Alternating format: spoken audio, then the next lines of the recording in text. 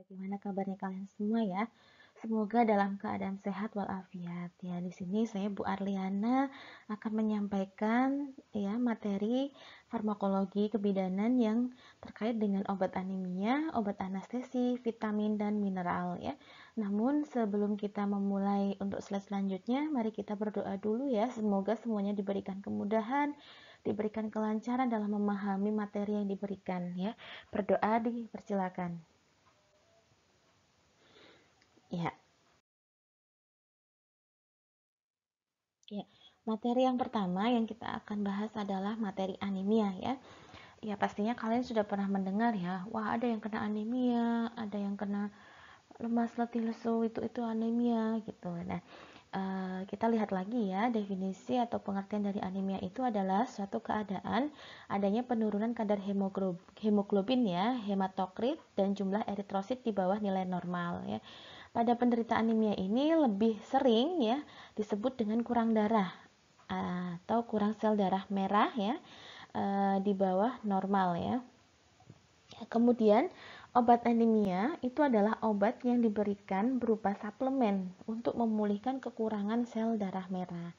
Ya, ada macam-macamnya ya, ada tablet zat besi, vitamin B12, asam folat, dan pada kondisi yang lebih parah ya, itu ada transfusi.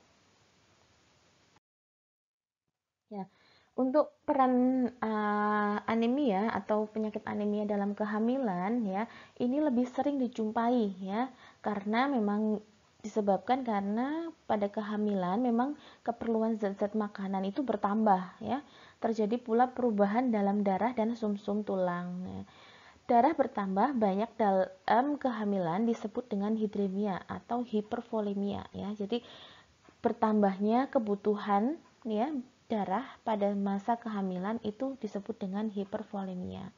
Akan tetapi bertambahnya sel-sel darah kurang dibanding dengan bertambahnya plasma ya, sehingga terjadi pengenceran darah. Anemia dalam kehamilan sering terjadi terutama pada jarak antara kehamilan yang pendek ya.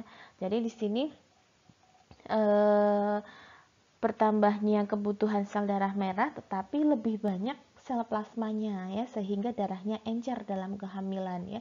Kita sudah pernah membahas adaptasi fisiologis ya pada hematologi di pertemuan yang lalu. Ya, anemia dalam kehamilan menyebabkan risiko infeksi dan perdarahan ya pasca persalinan ya. Adapun faktor yang utama terkait dengan anemia ini adalah zat besi, asam folat dan vitamin. Ya, penyebabnya kurang gizi ya, kurang gizi, kemudian kurang zat besi dalam diet, gangguan absorpsi ya, malabsorpsi, penyakit kronik ya, itu juga bisa menyebabkan anemia dalam kehamilan. Ya, gejala anemia yang pertama adalah takikardia ya, yaitu keadaan di mana detak jantung melebihi 100 kali per menit ya. Jadi denyut jantungnya cepat ya. Kemudian ya seperti yang kita pernah lihat yaitu gejala lemah letih lesu lunglai ya. Tapi kadang dianggap sebagai hal yang biasa ya pada wanita hamil ya. Kemudian terjadi vasodilatasi perifer selama kehamilan menyebabkan wanita hamil menderita anemia tidak tampak pucat ya. Ya, pemeriksaan kadar hemoglobin secara teratur pada wanita akan menurunkan angka kejadian anemia pada wanita ya, sehingga eh, kita harus tahu akibat dari pengaruh anemia dalam kehamilan, yaitu muncul ya berbagai macam penyulit pada saat kehamilan ataupun persalinan ya, yaitu berupa abortus, partus prematurus ya, prematur ya, kelahiran prematur, kemudian perdarahan postpartum, shock ya, infeksi baik intrapartum pada saat bersalin ataupun pada saat postpartum ya. Di sini efek dari anemia ya dalam kebidanan ya atau dalam kehamilan. Ibu hamil yang mengalami anemia kronik ya, dia juga akan melahirkan bayi-bayi yang pendek ya atau stunting ya. Ciri-cirinya ya tinggi badannya tidak sesuai dengan berat badannya ya. Ya, Yang kedua adalah anemia defisiensi zat besi ya. Ini merupakan anemia yang paling sering ditemukan ya. Dapat disebabkan karena asupan zat besi dalam makanan ya, gangguannya, kemudian gangguan reabsorpsi, gangguan penggunaan zat besi atau karena pengeluaran zat besi terlalu banyak dari tubuh, misalnya perdarahan ya.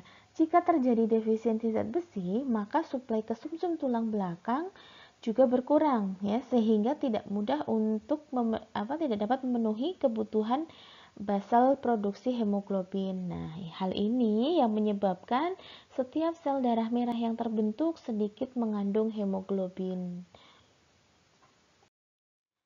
Ya, keperluan zat besi bertambah dalam kehamilan, terutama pada trimester terakhir ya. Apalagi itu pada kehamilan yang kembar ya. Di Indonesia, kebutuhan asupan zat besi per harinya tiang wanita tidak hamil sekitar 12 mg, untuk wanita hamil dan menyusui sekitar 17 mg ya. Di sini juga dipengaruhi oleh adanya proses hemodulusi ya, yang menyebabkan penurunan kadar hemoglobin pada wanita hamil ya. Kadar hemoglobin wanita hamil ya kurang dari 11 gram per desiliter ya. Jadi ini memang proses alaminya tubuh wanita hamil itu, dia mengalami defisiensi zat besi yaitu pada trimester 2 ya. Ya, sehingga di sini tetap perlu asupan suplemen zat besi ya. Bila asupannya per oral ya, per oral atau diminum kurang bisa memenuhi ya, dapat diberikan secara injeksi. Ya, selanjutnya adalah anemia megaloblastik ya. Anemia megaloblastik ini disebabkan karena adanya defisiensi asam folat ya. Jarang sekali disebabkan karena defisiensi vitamin B12 ya. Asam folat ini dibutuhkan dalam pembentukan asam nukleat ya. Bagi yang mengalami defisiensi asam folat ya, menyebabkan gangguan proliferasi ya, antara lain proliferasi sel sumsum tulang ya. Maksudnya gagal pembentukan sel sumsum tulang belakang. Ya, defisiensi asam folat ini sering berdampingan dengan defisiensi zat besi dalam kehamilan. Ya, anemia megaloblastik dalam kehamilan umumnya mempunyai prognosis yang cukup baik ya. Pengobatan dengan asam folat ini selalu berhasil ya. Kemudian bila penderita mencapai masa nifas dan selamat dan dengan atau tanpa pengobatan, maka anemianya akan sembuh dan tidak ada timbul lagi ya. Nah, hal ini dikarenakan ya setelah lahirnya anak, keperluan asam folat jauh lebih berkurang ya. Defisiensi asam folat sering berdampingan defisiensi zat besi dalam kehamilan. Selanjutnya adalah anemia hemolitik ya, di mana anemia ini terjadi penghancuran sel darah merah yang berlangsung lebih cepat dari pembuatannya. Wanita dengan anemia hemolitik ini biasanya sukar hamil ya. Apabila hamil, maka anemianya pun menjadi lebih berat ya. Pada hemolisis ya yang berlangsung, hemolisis itu pengenceran darah ya, berlangsung lebih lama, dijumpai pembesaran limfe, dan pada kasus herediter kadang disertai dengan kelainan pada pemeriksaan radiologis ya, ada kelainan pada tengkorak dan tulang. Kemudian ada sickle cell anemia ya. Ini ditandai dengan kelainan genetik yang hampir selalu terjadi pada pasien kulit hitam ya. Ditandai dengan kelainan molekul hemoglobin yang disebut hemoglobin S, sehingga bentuknya eritrosit seperti bulan sabit ya. Jadi biasanya dikenal dengan anemia bulan sabit ya. Gambaran klinisnya ditandai dengan hemolitik kronis ya, dengan krisis berulang ya, sering menderita infeksi pada saluran kencing, kemudian sel eritrosit cenderung berubah bentuk pada saat terjadinya hipoksia atau kekurangan oksigen ya. Manifestasinya adalah kepekaan terhadap infeksi bakteri meningkat ya, mudah sakit gitu, mudah terjadi infeksi ya. Kemudian ada pneumonia, bronkopneumonia ya, infak paru, kerusakan ginjal, gangguan sistem saraf pusat dan gangguan mata. Jadi anemia bulan sabit ini juga menimbulkan efek yang lumayan berat ya, gitu. Nah, untuk mengatasi hal tersebut ya, kita kenal adanya pengobatannya berupa tablet besi ya. Tablet besi ini dalam makanan ya terikat dengan very kompleks, tetapi dalam lambung diubah menjadi ferroklorida. Jadi ada perubahan ya zat besi ya, dari bentuk yang kita lihat itu zat besi, kemudian dikonsumsi nanti akan berubah menjadi feri yang kompleks, masuk ke lambung akan dirubah menjadi ferro ya. Jadi yang akan diserap oleh tubuh adalah sudah bentuknya ferro ya, ferroklorida. Nah, reabsorpsi hanya berlangsung dalam usus ya, dalam lingkungan asam netral, garam ferro lebih mudah larut. Jadi makanya di sini pada wanita yang mengkonsumsi zat besi dianjurkan tidak menggunakan susu ataupun teh ya, karena itu bisa mengganggu penyerapan. Yang dia butuhkan adalah kondisi asam lambung dan usus yang asam ya, sehingga mudah diserap. Nah, setelah diserap sebagai darah, maka akan bergabung dalam protein menjadi ferritinin yang disimpan sebagai cadangan ya, sebagian lagi diangkut ke sumsum tulang, hati, sel-sel lain untuk disintesa menjadi hemoglobin dan enzimat besi ya. Jadi zat besinya itu tidak langsung zat besi yang akan dimakan tubuh, tapi dia akan mengubah menjadi kemudian ferro yang mudah diserap oleh tubuh. Defisiensi ini dapat diobati dengan pemberian garam-garam ferro per oral ya, misalnya ferrofumarat, ferrosulfat, ferroklorida dan lain-lain. Pemberian parental atau injeksi ya hanya bila ada kelainan lambung ya atau perdarahan, kemudian atau muncul rangsangan yang hebat ya sehingga menimbulkan efek tidak bisa per oral. Nah, tablet zat besi ini diindikasikan untuk pencegahan dan pengobatan anemia defisiensi Fe ya, zat besi ya. Penggunaan di luar indikasi ini cenderung menyebabkan penyakit penimbunan zat besi dan keracunan zat besi. Jadi mohon digunakan bila ada indikasi ya. Kalau tidak ada indikasi ya seperti lemah latih lesu lunglai atau sudah ketahuan HB-nya berapa ya, itu kalau sudah ketahuan tanda-tanda itu boleh dikonsumsi, tetapi bila tidak ya lebih baik kita hanya mau ngatur pola makan saja ya. Penyebabnya bisa terjadi kurang gizi, kurang zat besi dalam diet, malabsorpsi dan penyakit kronik. Ya. Dosis zat besi itu kebutuhan perharinya sekitar 1-2 mg. Adapun aturan pakainya yaitu diminum sebelum tidur ya, atau sesudah makan malam ya. Hindari minum dengan menggunakan air teh, kopi dan susu ya, karena dapat mengganggu proses penyerapan ya. Kemudian hendaklah minum dengan vitamin C atau misalnya dengan air jeruk yang tadi ya, karena feri diubah menjadi ferronya ini akan mudah diserap ya dalam kondisi yang asam ya. Segera minum pil setelah rasa mual, muntah yang menghilang. Nah, efek sampingnya ya, ini yang sering terjadi adalah mual dan nyeri lambung, kemudian susah buang air besar, ya seringkali fesesnya berwarna hitam. Dan ada efek samping lainnya ya, yang bisa ditimbulkan dari penggunaan zat besi ini.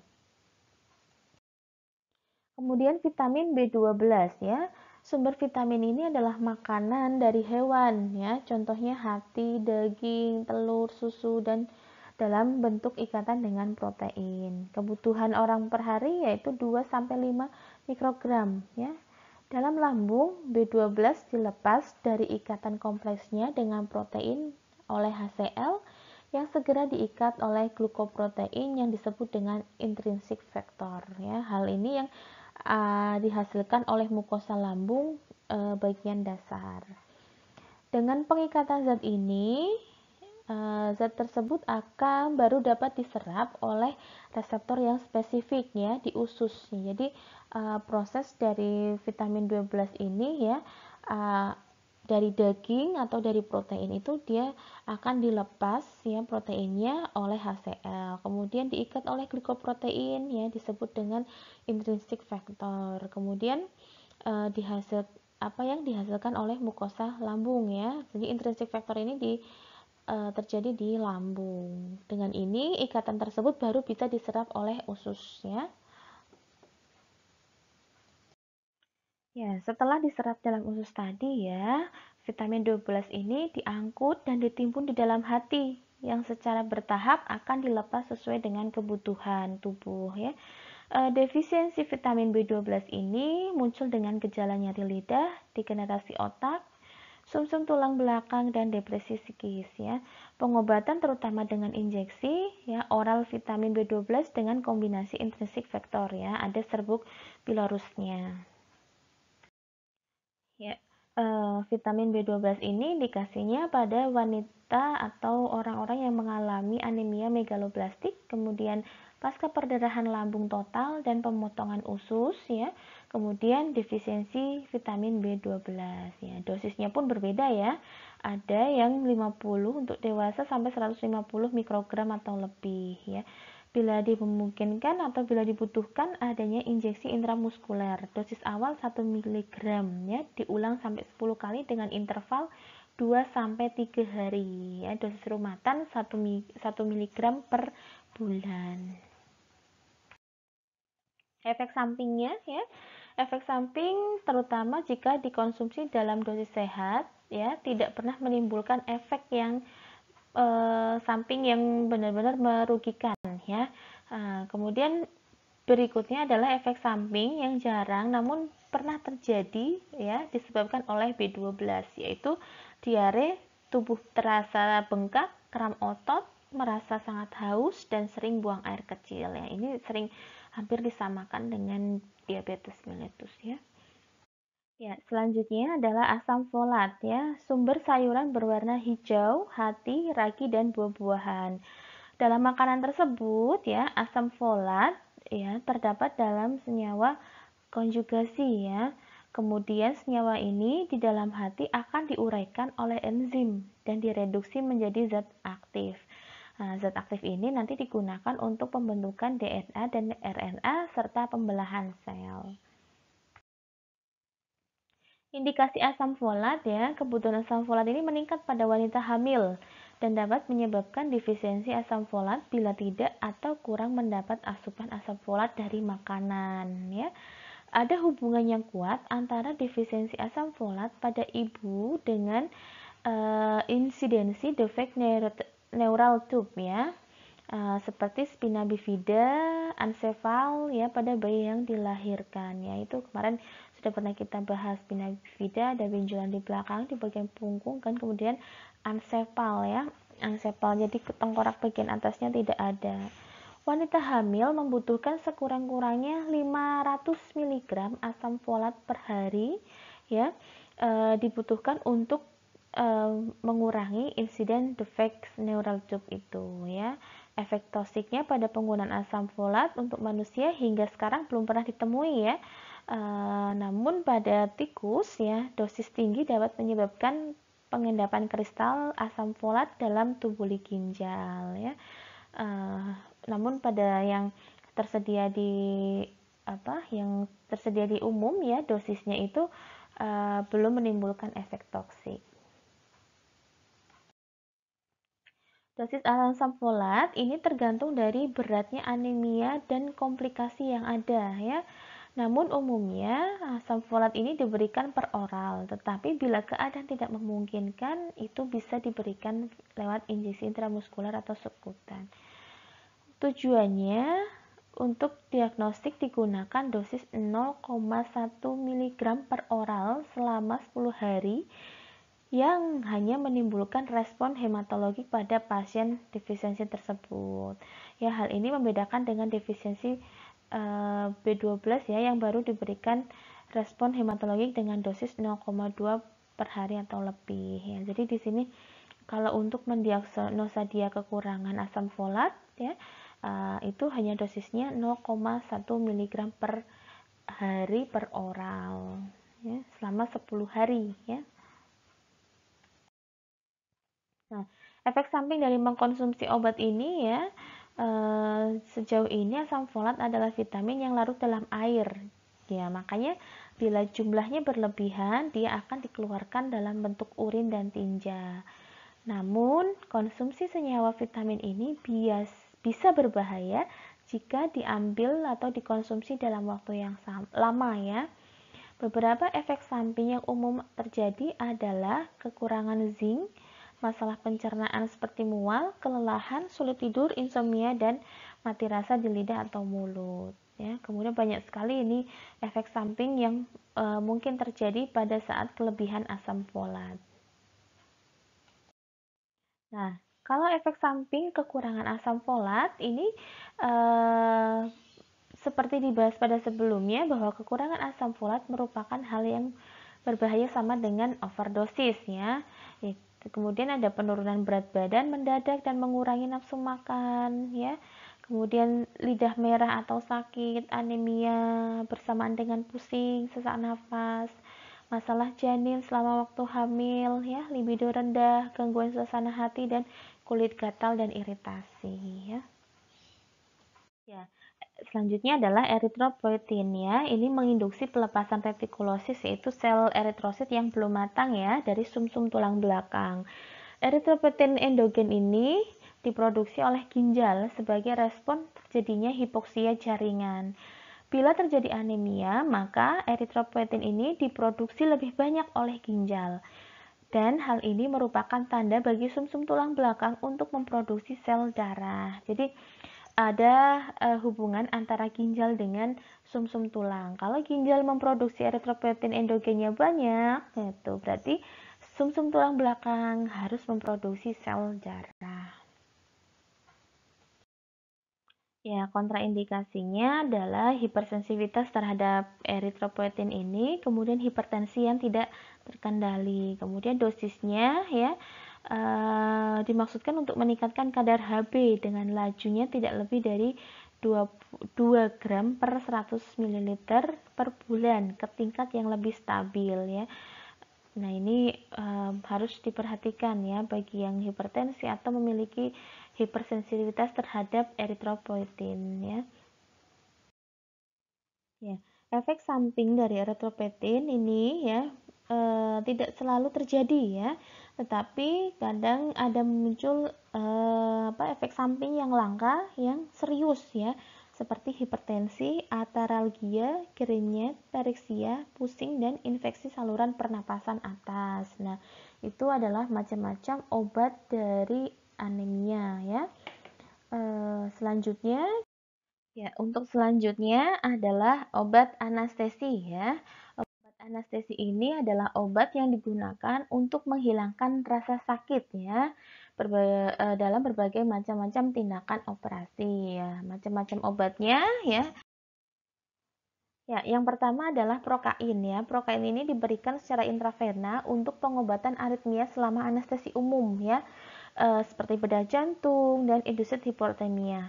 Kontraindikasinya adalah pada miasthenia gravis ya, karena prokain ini menghasilkan derajat blok neuromuskuler ya, di mana miasthenia gravis ini adalah melemahnya otot-otot tubuh akibat gangguan pada syaraf dan otot ya. Dan prokain ini juga tidak boleh diberikan bersamaan dengan sulfonamid ya, fulsonamid yaitu golongan obat yang untuk mengatasi infeksi bakteri dengan cara mengganggu sintesis asam folat di dalam bakteri ya. Seperti kita ketahui di awal ya, bahwa asam folat itu juga bisa membantu meningkatkan anemia ya, atau membantu pemulihan anemia. Ya, khasiat obatnya, cara kerjanya adalah bila prokain ini dipakai untuk anestesi ya, infiltrasinya maksimum 400 miligram ya, maaf, dengan durasi 30 sampai 50 menit. Kemudian dosisnya 800 mg, durasinya 30 sampai 45 menit. Jadi lebih cepat dosisnya 800. Ya, kemudian efek sampingnya ya ada hipersensitasi ya, kadang-kadang pada dosis yang rendah sudah dapat mengakibatkan kolaps dan kematian ya, jadi harus hati-hati. Reaksi alergi terhadap kombinasi prokain dan penisilin juga sebagai efek samping dari pemberian prokain. Ya, untuk selanjutnya adalah fentanyl ya, meredakan rasa sakit kronis dan parah sebagai obat bius untuk meredakan rasa sakit prosedur bedah ya. Kontraindikasinya sama dengan yang lain ya, terjadi hipersensitivitas evitasi ya pada fentanyl. Kemudian tidak boleh dikonsumsi pada kondisi hipovolemia atau hipotensi, laktasi, miastenia gravis ya. Kemudian peningkatan tekanan darah intrakranial dan depresi pernafasan. Ini tidak boleh diberikan ya. Ya, cara kerja fentanyl ini adalah meningkatkan kondisi pasien dengan melakukan fungsi reseptor di otak, sumsum tulang belakang dan jaringan. Jadi nanti itu yang akan mempengaruhi efek dari anestesinya. Kemudian efek samping ya, ingat lagi efek samping ini bisa terjadi tapi tidak semua orang bisa mengalami ya, seperti mual, konstipasi pada umumnya, tetapi beberapa orang mengalami diare, gangguan pernafasan, berkeringat, mulut kering, ruam, ngantuk, kelelahan, sakit perut, perubahan mood, sakit kepala, dan iritasi lokal di sekitar plester ya. Dosisnya ya untuk pramedikasi bedah ini ada ketentuannya 50 sampai 100 mikrogram ya, bisa diberikan secara IV ataupun IM. Kemudian untuk anestesi umum ya, prosedur bedah minor atau operasi kecil ya, sekitar 0,5 sampai 2 mikrogram per kilogram per dosis IV ya. Untuk operasi besar ya 2 sampai 20 mikrogram per kilogram per dosis ya.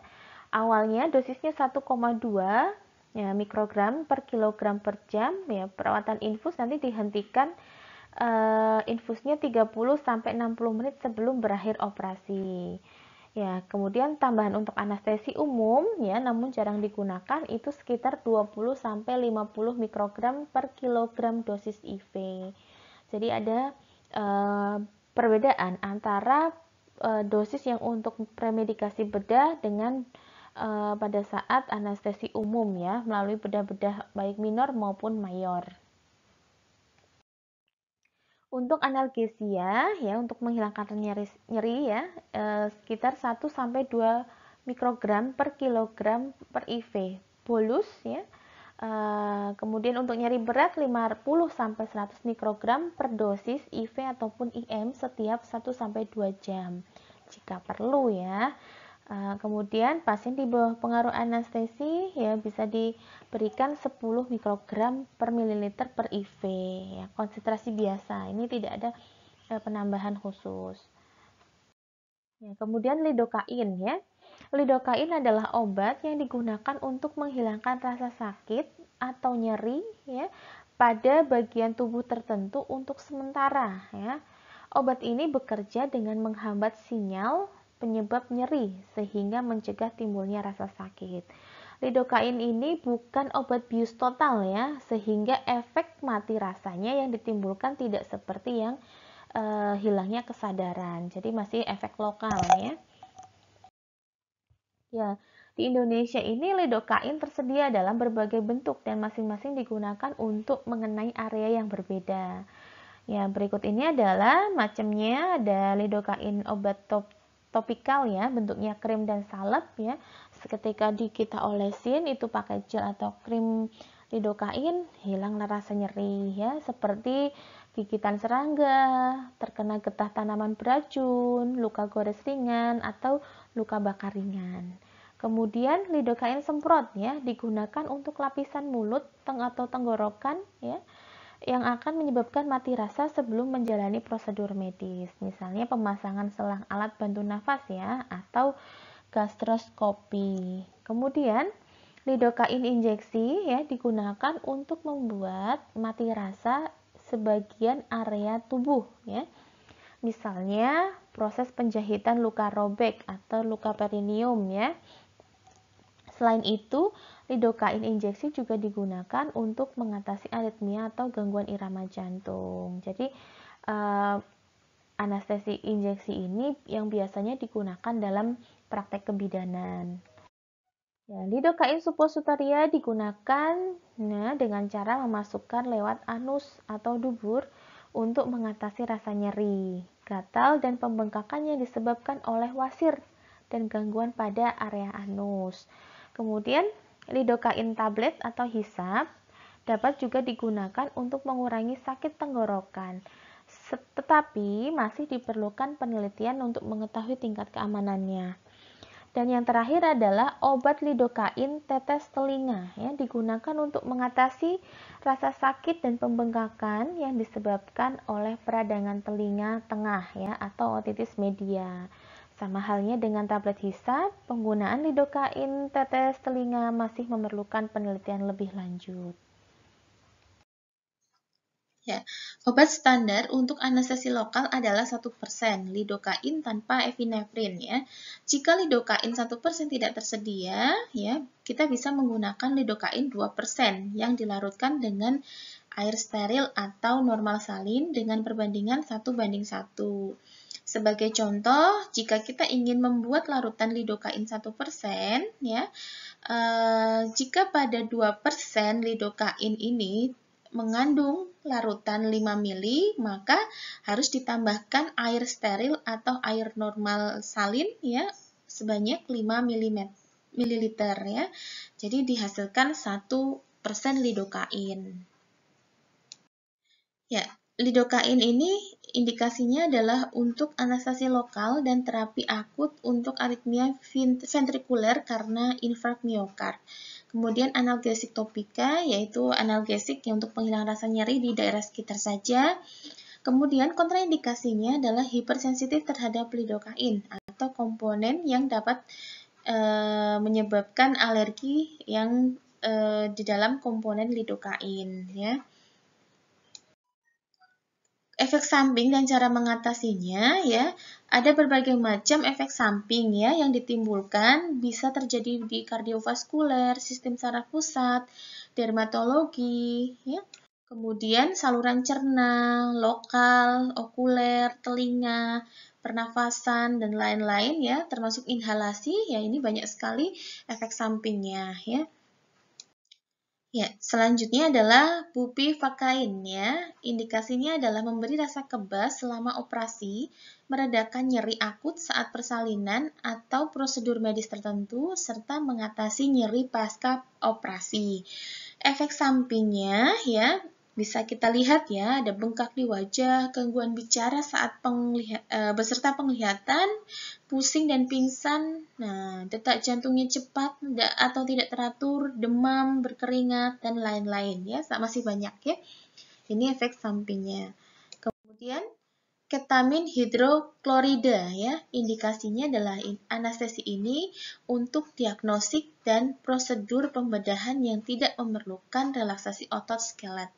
Prosedur pembedahan jangka pendek yang paling sesuai.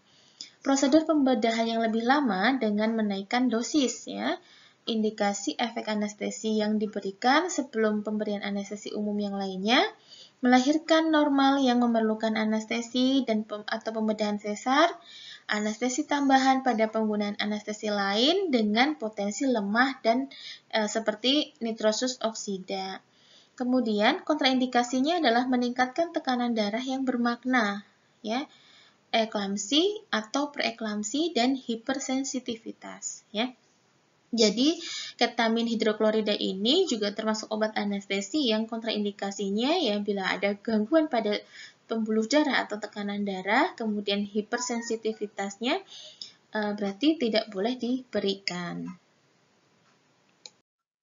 Efek sampingnya ya ada umum dan tidak umum ya. Secara umum memang terjadi halusinasi ya, mimpi buruk, kebingungan ya, peningkatan tekanan darah dan denyut nadi, peningkatan laju pernafasan, mual, eritemia, ruam seperti campak. Nah, tidak umumnya terjadi anoreksia, ansietas, bradikardi, aritmia dan lain-lain ya. Ini adalah efek samping yang mungkin bisa timbul penggunaan obat ini.